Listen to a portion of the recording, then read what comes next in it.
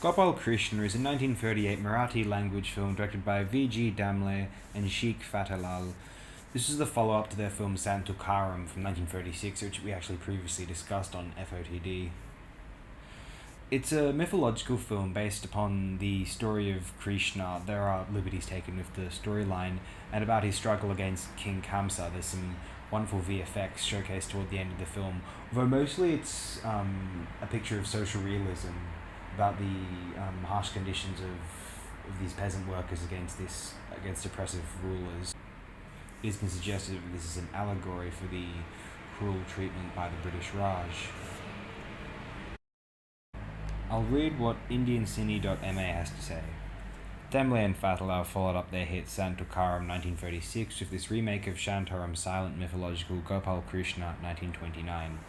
I ought to mention, Shantaram's legendary 1929 silent film, Gopal Krishna, is apparently lost now, which is a great tragedy. I also ought to mention that there is a Hindi language version of this film as well, apparently, with the same filmmakers behind it. And I don't think it's just a dub either. I think there's a whole separate film production.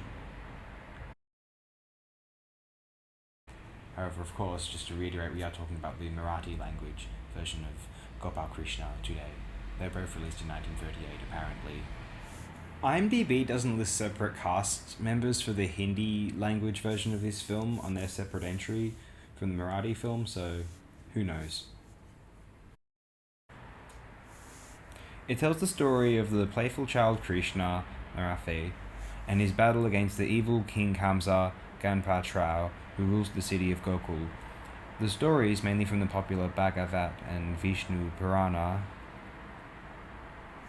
also show Krishna vanquishing Keshi, Haribau, Kamsa's general who arrives in disguise to capture him.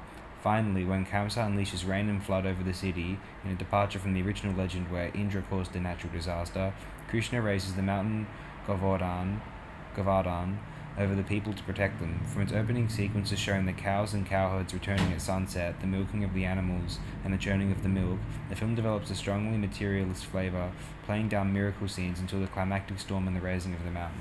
Very true. The fast-paced dialogue, and especially the antics of Krishna's sidekick Pendya Parashuram, helped to make this a family favorite, which made the child actor and later noted classical musician Ram Marafe famous. Ram Marafe plays Krishna. I don't know if I'm pronouncing that correctly. That's common when I'm reading out information from IndianCine.ma, unfortunately. I'm an English language speaking heathen. It's a film which radiates with the fantasies of mythology toward the end of its runtime. Prior to that, it suggests these things without outright showing them, and then there's this phenomenal demonstration at its climax.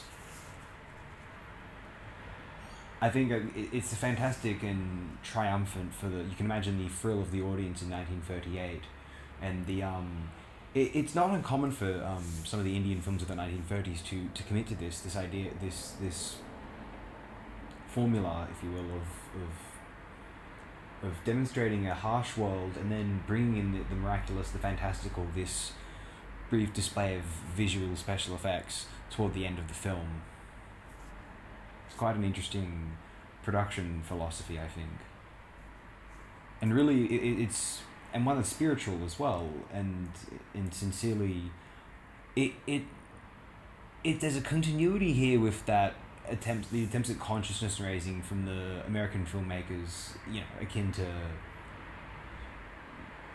what were those moral fables of the 1910s. Well, that's Gopal Krishna. Thanks everyone, I hope you have the best possible day.